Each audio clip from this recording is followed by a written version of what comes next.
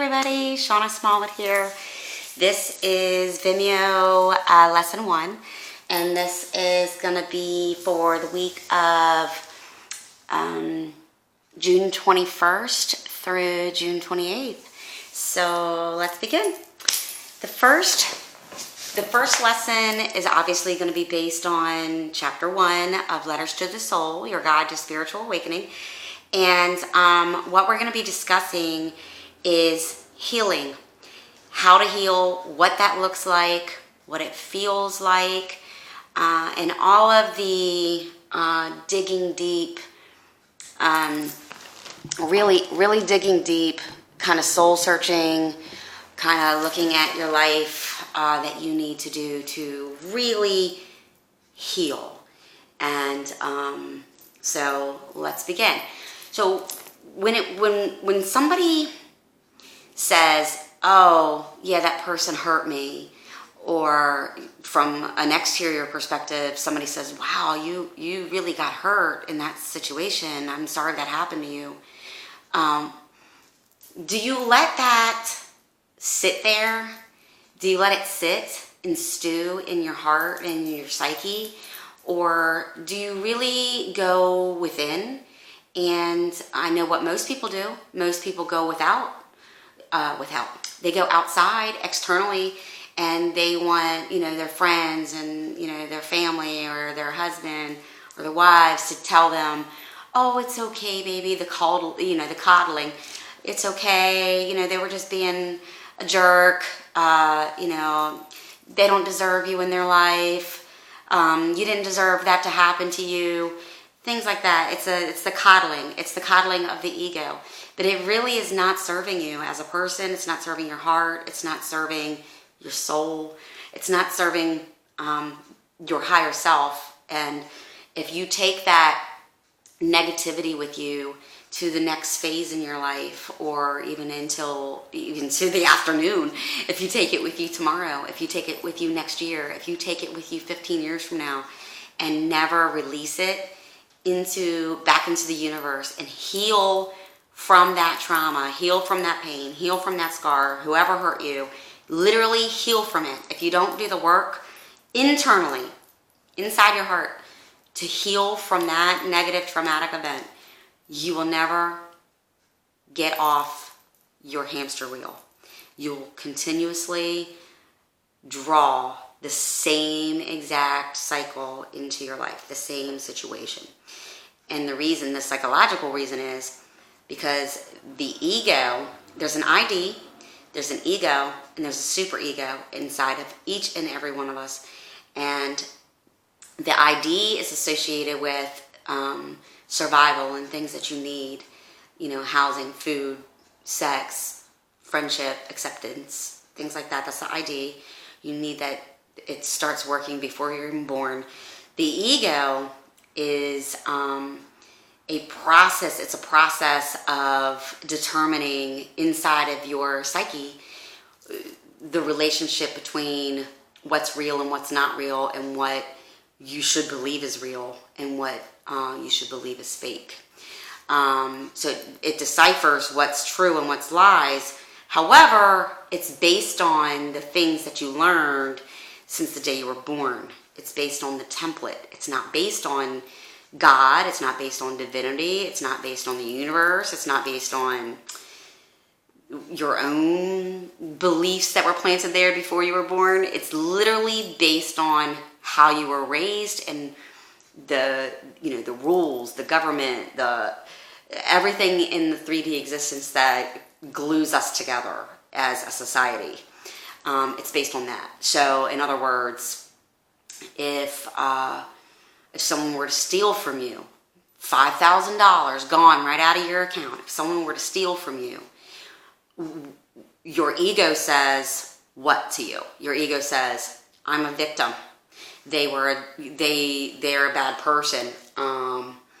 It starts telling you that. Why? It tells you all of the things associated with what's real and what's not. Yes, your $5,000 is gone. And it also starts telling you why you believe that they did that. to you, why you're a victim. I guess one of my favorite things that I would always tell myself when someone would steal from me, and it's happened a couple of times, in a sense where strangers did it, not like relationships or anything like that. My number one thought was, oh, I guess he needed it more than I did. What? I work for that.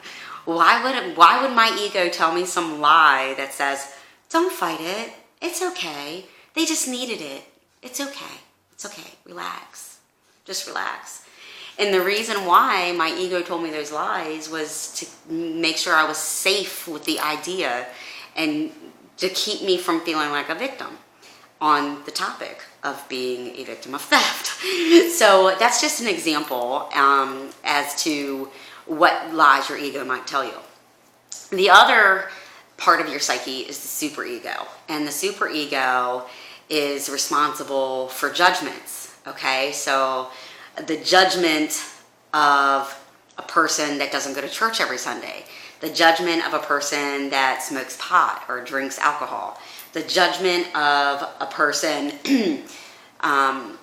if you were raised in a family where, you're Mormon and you're not allowed to watch TV, the judgment from that, anybody that was raised in that religion would be, oh my gosh, they're a bad person, they watch TV on Sunday. That's judgment, and that's the superego. But as you can see from those examples, not necessarily the thief example, but from those examples, the ego and the superego are established from the templates of the family dynamic and the parents and, the rules and regulation of your schools, the rules and regulation of the governments, the laws in your city, the laws in your state, blah, blah, blah. It goes on and on and on. So, having said that, if you were going to focus for 1 second on healing and literally coming from a place of love and compassion in your heart, what would that look like? Most people don't even know what that looks like, let alone do it for themselves. Okay, so if you believe in whatever God you believe in, if it was Judgment Day and it was time to go through the pearly gates or wherever you go when you're dead in your religion, and your God said to you, I'm sorry, Jimmy, you can't come in until you tell me why, with compassion, love, and understanding, why Johnny did that to you. So Jimmy can't come into the pearly gates until he has love, compassion, and forgiveness for what somebody else did to them. Think about that for a minute. So you're in jail, you're in prison, you're in your prison bars because you cannot come through the gate until you come at your God from a place of love, compassion, and forgiveness for anybody that hurt you. So how are you going to heal from that? What does that look like? So if you sat down and had a journal or a piece of paper and you wrote down, why you're angry at this person or why you're angry at that person, all of the negative traumatic events that happened to you, write them down. If you were to have to explain with love, compassion, and forgiveness why those people that victimized you did what they did, where were they at in their head? Where were they at in their mind? What did their hamster wheel look like while they were running really, really fast on their hamster wheel? What did their ego tell them? Why did they do that? If you stopped for a minute, obviously we know, most of us know, the rules of communication are to first seek to understand, then seek to be understood.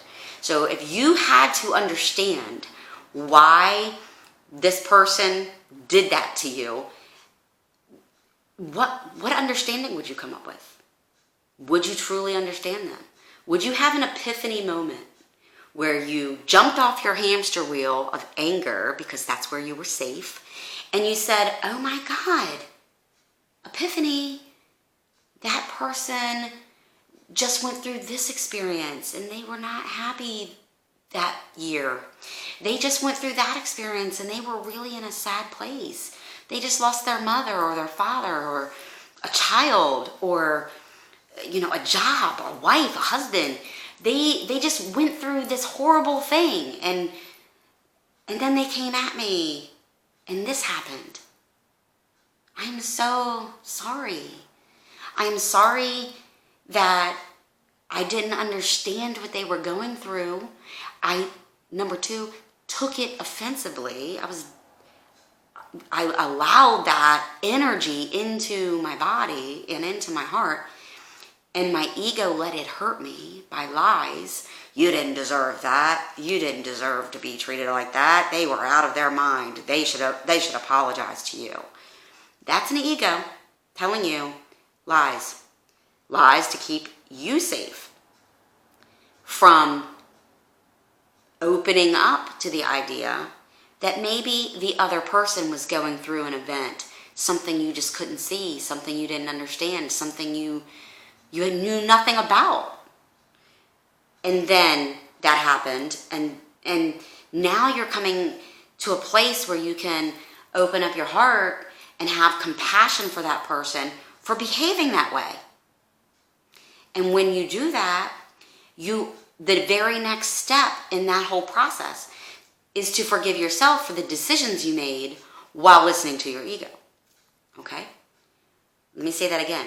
The next step in forgiving somebody is to forgive yourself for the cycle of negative events that happened because you refused to seek understanding for the person that hurt you. Okay? That's deep. So if you need to stop this, rewind it, and listen to it again, go ahead. It's deep. If I stopped myself and I said, hold up a second. I am being told that I cannot leave my prison, my own prison, and go into heaven until I come at a place of understanding for everyone that's hurt me. That sounds a lot like the universe saying that you cannot use the universal laws, such as the law of attraction, until you heal and you forgive. And you forgive yourself for the decisions you made while you were unforgiving and unloving and showing no compassion for other people. You need to listen to that again, I'm sure. And that's what's deep about this book, is because it makes you think from a completely different perspective of the hamster wheel. The hamster wheel being the ego and the cycles and templates that we've been on since we were children. The cycles and templates our friends and our family taught us to live. So I just wanted to tell you that if you write down everything, every memory, every traumatic event, and then, use bullet points so you can keep track of your thoughts and keep track of who you're supposed to understand here and what their situation may have looked like at the moment, and truly think about it, and come at the situation with an understanding of why they did it. It doesn't excuse their behavior. Don't get me wrong. That's not what I'm saying. It's not an excuse, because the universal law is the golden rule. You treat others the way you want to be treated. But when other people are living inside their hamster wheel and they are living inside of their cycle of patterns, their continuous repeating patterns and self-sabotaging thoughts, they're living on theirs, you're living on yours. They stop for a second and say, I'm on my cycle. No, you didn't do that. And you're on your hamster wheel and you're saying, oh, hell no. No, you didn't do that to me. After all I've done for you, you're not doing that. No, I don't forgive you. Bye, deuces, peace out, right? The relationship gets sour. This person is angry, this person is angry, and they're safe on their hamster wheel in their negative emotion. They're safe on their hamster wheel with their self-sabotaging beliefs. Self-sabotaging beliefs, and the ego starts kicking in, and it starts saying, well, that person doesn't deserve me in their life, and I'm just gonna go no contact, and they didn't deserve me, the honor of my presence. They don't deserve my friendship. They don't deserve my love. They were undeserving. That's the ego talking to you, screaming at you actually, and lying, telling bold-faced lies. So, in order to heal, the first thing you need to do is nurture yourself.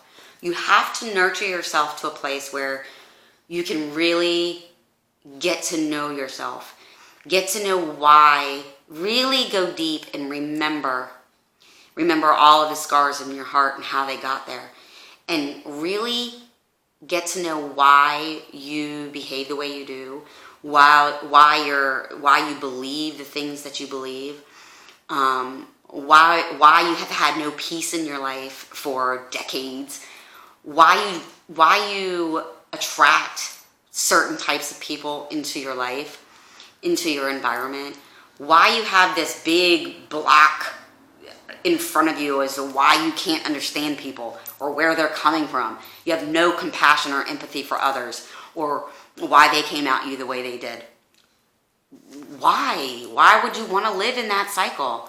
But when you're in a place where you're nurturing yourself, you have epiphany after epiphany and light bulb, and you go, oh my gosh, like this person literally went through this hell, and right when they were going through that hell,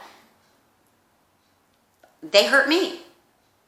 But at the end of the day, you don't even need to know what the person was going through. If you are really going to understand, do you think you would really talk back to God and say, well, I don't really know. I don't know the stranger that stole my car that night, so there's no way for me to know what they were going through when they made that decision. God's going to say, you know what? You need a timeout. Back down you go. Bye-bye. And then it's really none of your business. It's none of your business what they were going through or what they went through to put them in a situation or a mood or a moment or a phase in their life to have mistreated you or anybody else. It's none of your business. What is your business is to understand the lesson. That is your business. It is 100% your responsibility to understand the lesson you learned by anybody that mistreated you. Anybody that mistreated you in your life, in any way, shape, or form. It is not your job to understand them. It's none of your business. It's none of your business what they think of you. It's none of your business how they feel about you. It's none of your business if, it was a private moment and they just can't share and they won't share. Doesn't need to be, they don't have to have an open book with you. It's none of your business. But what is your business is you taking full accountability and responsibility for how you react to their reaction. See, at the end of the day, you're not reacting, you're not supposed to react to your environment. Your environment reacts to you. So, let me say that again. At the end of the day, and throughout the day, I'll add, you're not supposed to react to your environment. Your ego tells you to react to your environment or your situation or what just happened. Your ego tells you to get angry over that guy that just cut you off and almost, swirled your car into a ditch with your toddler in the backseat. Your ego is supposed to lie to you and say you deserve to be angry. You deserve to be, get angry. Get it all out. That person, son of a bitch. flip them the finger, road rage, whatever. But you're supposed to not react to the environment at all. You're supposed to stay present in yourself. Stay present, tap your forehead, stay present in your moment. And suddenly you'll realize that the universe and your environment is reacting to you. And that is really a place of where you can manifest anything you want. You can manifest love. You can be love. You can understand that it's none of your business what that person just went through. Maybe he's rushing to the hospital because his mother is about to pass away. You don't need to understand what they're going through. It's none of your business. It's not your business. It's just not. But what you do need to do is be completely responsible and accountable for your own reaction so that you can maintain balance in your heart and in your soul so that you have the ability to love. Love yourself, love your children, teach your children the correct template, and move forward with that and really go with that. If you sit down and you come at your situation with, or your healing ritual, if you will, if you write down the things in your life that you attracted to your life that you regretted attracting this person, you regretted attracting, this situation or that job. If you wrote down the things that you regret in your life, the very next step into healing those regrets, so you no longer live inside of the negative emotion on the hamster wheel, is to figure out the lesson. So if you were going to tell your 12-year-old daughter why you think you attracted the abusive husband, just as an example, and you were going to try to teach her not to do it, not to attract a person like that into their life, what would you say? The same exact thing you would say to your 12-year-old daughter as to why they should never be with a man that abuses them is the same exact thing you need to tell yourself before you can heal, okay? You need to find the lesson before you can heal. And that's from, sorry, it's a little warm in here. It's hot here in Maryland. You need to find the lesson before you can heal. And that is the rule. You have to find the lesson that the universe was teaching you before you can let it go. And you can't heal until you let it go. That is part of the process of healing, is letting it go. So you don't live inside that template anymore. You don't live inside that negative emotion anymore. You're not negative with it. You're not letting that negativity consume you anymore. You're releasing it. You're done. You're releasing it. You crystallized the energy to the point where it's no longer in your aura. It's no longer in your being. It's not in your light anymore. It's not dimming your light. So hopefully that makes a little sense. So when you come at people with compassion and understanding, and really gain clarity by nurturing yourself, and I mean, go to the beach, sit alone somewhere, be with it, give yourself the time and the space from everybody else to be with yourself. Be with yourself. One of the things that I was terribly afraid of all my life was being alone. And I don't mean boyfriend, whatever.